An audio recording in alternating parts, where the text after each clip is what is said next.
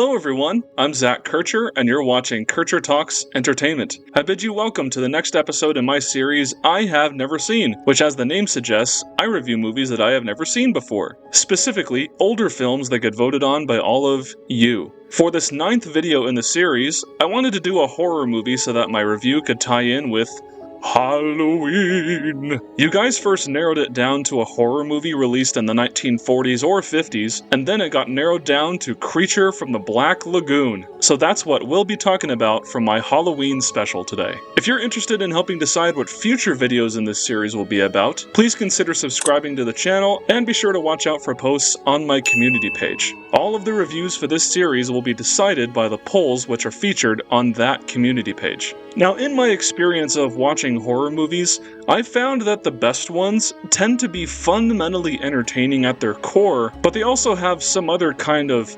subtext that makes it all the more meaningful and runs through the whole entire course of the story. I mean, if you want a perfect example of that, in the same year that we got Creature from the Black Lagoon, Toho in Japan released Godzilla. Not only is this a truly great monster movie with compelling characters, it served as a sobering metaphor for the atomic bombings of Hiroshima and Nagasaki, with Godzilla himself being a prehistoric creature morphed by nuclear radiation. By contrast, American sci-fi and monster movies of the same era were also responses to contemporary current events, with many of the sci-fi films waking people to a sense of awareness for the political climates of the time, which certainly included the nuclear arms race, eventually the space race, and then just other things in the era that contributed to the overall conversation. A lot of the films of that time reflected said conversations. I could go on, but the point is that these sci-fi and monster movies of the era preyed on fears that were on the surface, such as the stuff that you can literally see, as well as those underlying fears that are deeper and more existential, if you will. If you want another example, Alien by Ridley Scott. Sure, the xenomorph is scary just because, it's such a well-designed creature by Stan Winston. It's the perfect organism.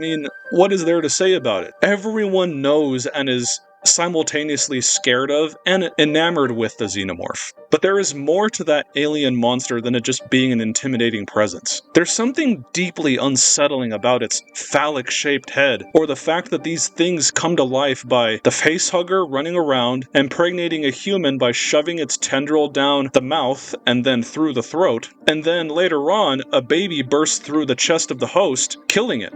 Do I really have to explain how just innately scary that is? Now, I'm not here today to talk about Ridley Scott's Alien.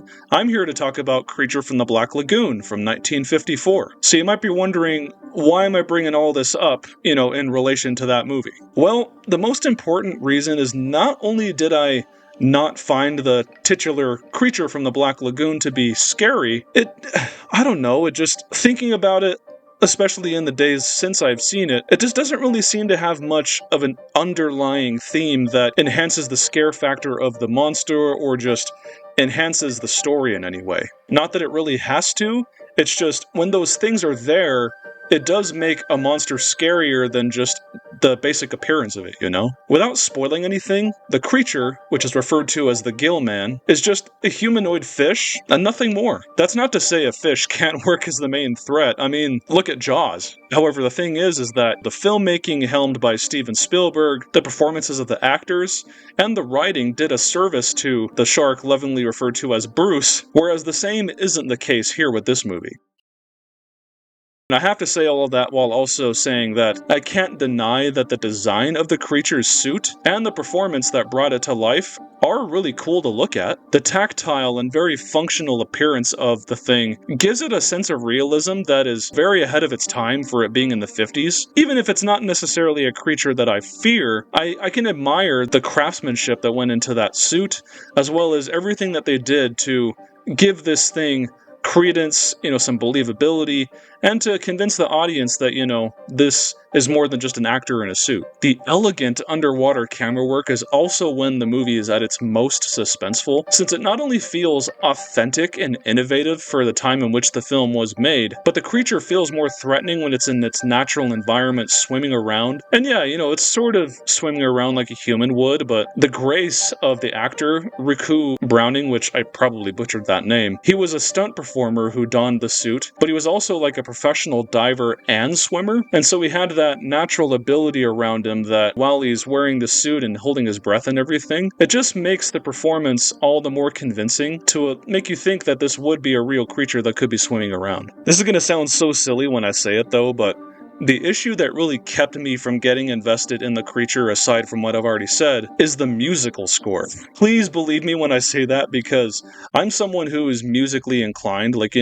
I sang in a choir all throughout junior high and high school, and even went to all-state choir when I was in high school, so I have a background in music, and it's something that's very integral to my personality and what I appreciate in movies. With that, almost every single time some part of the creature comes into view of the camera, whether we're talking about the whole suit or earlier on in the movie when you just get glimpses of the hand sort of creeping along the riverbank, the music just starts blaring. It's basically the equivalent of putting a toddler in front of a piano and just letting him slam the keys. Most of the time, the music is atmospheric and moody, and if it was like that for pretty much the entire duration, I think that definitely would have made me appreciate the movie so much more. Man, that booming sound that would happen every single time, well, almost every single time the creature appears, was just so obnoxious and intrusive to the overall experience that it pulled me out every single time it happened. And yeah, it just got old, it was frustrating, and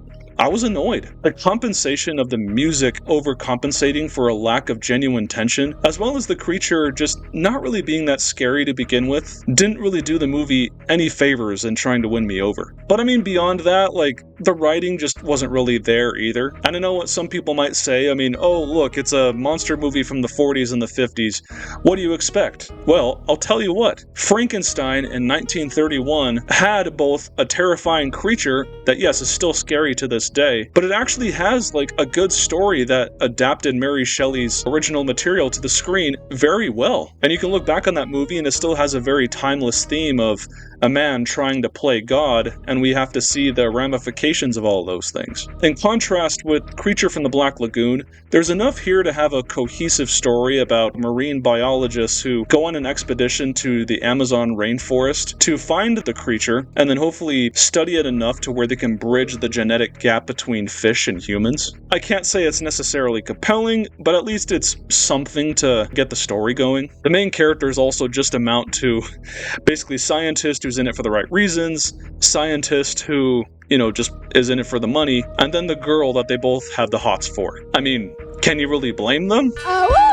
I don't know, I feel like I haven't said much about this movie to really get into the meat of it, but honestly, I just don't really have that much to say other than that. So I hope it would suffice to say that with the comments that I made, I don't want to make it seem like I hated this experience and that I was absolutely let down by it. I really wasn't. It was a decent enough movie that I can appreciate from the standpoint of trying to understand film history more, especially with, like I said, about the underwater camera work being so innovative and new for the time. And yeah, the stunt work is cool, and also just the creature design. Even if I don't love the creature on the standpoint of it being an effective movie villain or anything, it's at least cool to look at. But yeah, in terms of the movie's story and, as a work of art, I don't think it'll stick in my mind quite like how many of the other best monster movies have. I don't regret the experience at all, but I don't plan on rewatching it anytime soon. And that's it. Thank you so much for watching. If you enjoyed this video, please do consider giving a like and then subscribing to the channel.